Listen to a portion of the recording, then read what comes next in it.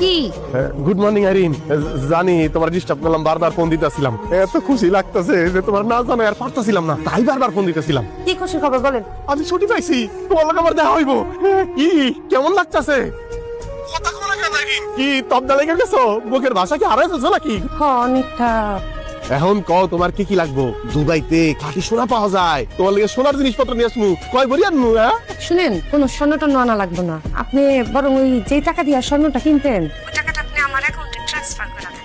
আমি শুনছি এয়ারপোর্টে বলে অনেক স্বর্ণ টর্ণ চুরি হয়। টাকাটা আপনি পাঠাই দিলে, ধরেন বিয়ার সময় তো আপনি আসছিলেন না, আমি দুরা দুজন মিলা গেলাম, একটা দোকানে গিয়া স্বর্ণ কিনলাম, জামরুসা কিনলাম। আপনি খালি হাত তলে আয়া পড়েন, একদম টেনশন ছাড়া। আপনার বউয়ের বুদ্ধি ভালো না?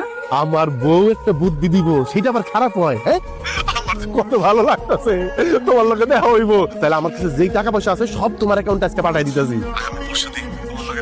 2টা দিন পরে আমার যে চিন্তা করতে কি ভালো লাগতেছে, প্রথমবারের মতো তোমারে দেখমু, তোমার একটু স্পর্শ করমু। পরশুদিন আপনার লাগে প্রথমবারের মতো দেখা হইতেছে। আপনি টাকাটা পাঠিয়ে দিন। হ্যাঁ, বাজার যাইতে টুকটাক তো কিছু কিনতেই হইবো, এতদিন পর বিদেশ যাইতাছি। রাখি বউ, রাখি। কই আসো? দেখা করো এখনই।